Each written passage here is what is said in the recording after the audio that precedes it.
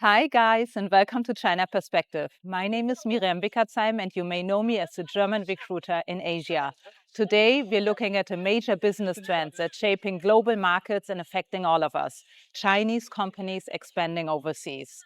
We also call it China goes global or 𝗀𝗪 going abroad.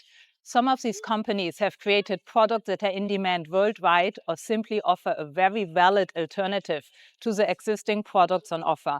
Just look at the auto industry. Other Chinese firms are looking just for business growth beyond China as the economy is slowing at home. Going global is never easy, not even if there's demand and opportunity, and Chinese firms are facing some specific challenges. Let's look at the most common challenges they face. Number one, we have a reputation and geopolitical risk. So really, no matter how good the products are, Chinese companies are often seen through a political lens. The label "Made in China" still carries a reputation for being cheap or low quality. While this has changed in many industries, public perception in other countries lags behind. Some companies face government scrutiny or even outright bans due to concerns over espionage and national security risks. Think about Huawei or TikTok. Both have struggled with Western governments imposing restrictions. State-owned enterprises called SOEs are particularly vulnerable. Many global markets see them as an extension of the government, making partnerships and acquisitions much harder. The result, even when a Chinese company has a great product, it might still struggle to win over regulators, investors, and customers abroad. A trend that we do see shaping is that Chinese companies now do not tell anybody that they're Chinese. You cannot find this information anywhere on their homepage or their PR material. Challenge number two, cultural adaptation and global experience. Expanding international, it's not just about exporting products, it's about understanding local markets. And this is where many Chinese firms today still struggle. The Chinese internet is heavily restricted, meaning the average Chinese national grows up with just very different opinions and very different information available compared to global audiences. Business cultures also doesn't always translate well.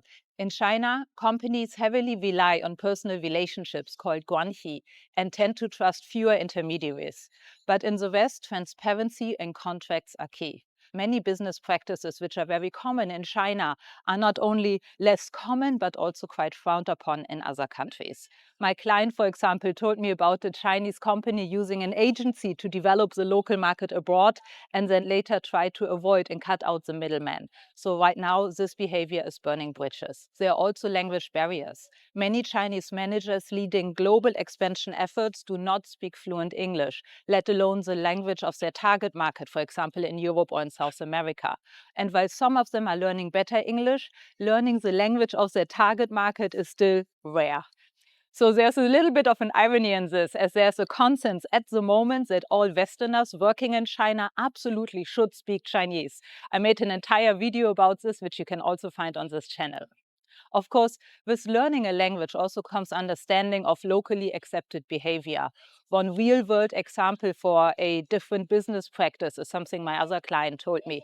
A Chinese company was looking for a property in a small German town, and they tried then to bypass the local real estate agent, talking directly to the landlord. But the move backfired. Landlords and agents escalated the issue, and soon the whole town rejected the company. Everybody was outraged. Not great for reputation. When expanding globally, cultural missteps can be expensive. Challenge number three, Chinese government control. This is a bit of a nebulous and difficult topic. While many Chinese companies are private entities, they still have to comply with strict government policies, which can limit their ability to expand internationally. Some very advanced industries, such as digital tech, there may be a stronger need to align with political directions than in other industries. We also see heavy capital outflow controls. The Chinese government heavily regulates how money flows out of the country. In some cases, overseas investments are completely blocked. This has also been a long-standing problem for Western firms as well, who found it so difficult to get their profit out that they're just reinvesting it into the country. Another point are data localization laws. China has very strict regulations requiring companies to store data within its border, making it difficult for firms to comply with international data laws. And let's not forget the Foxconn India case, where government intervention disrupted expansion efforts abroad. I've heard stories where a local government officer blocked something as they wanted neither the technical know-how nor the job creation to happen in a different country. For Chinese businesses, these policies can make growing global incredibly challenging. Problem number 4, brand trust and customer loyalty. One of the biggest hurdles for Chinese companies expanding overseas is building trust with global consumers. This can heavily vary by region and is more a problem, for example, in Western Europe than in other geographical areas, but it is something that Chinese firms have to deal with. Many Western consumers prefer familiar, well-established brands over new entrants from China. There's a concern over data privacy, especially in industries where Chinese companies face scrutiny. In high-end sectors like luxury goods or automotive, Chinese brands struggle to gain the same premium reputation as the European or American competitors. Without strong brand recognition and long-term trust, retaining customers in foreign markets can be an uphill battle. Challenge number 5, talent acquisition, retention, and leadership styles. Hiring and keeping top talent is a major challenge for Chinese firms going global, for any firm really. There's a bit of a local leadership gap as well. Many Chinese companies send managers from China instead of hiring local executives, leading to cultural clashes and inefficiencies. There's a huge learning curve. Just as not every Westerner can come to China for the first time without speaking the language and having experience and performing on top of their game and understanding everything, the same is now true for Chinese going abroad.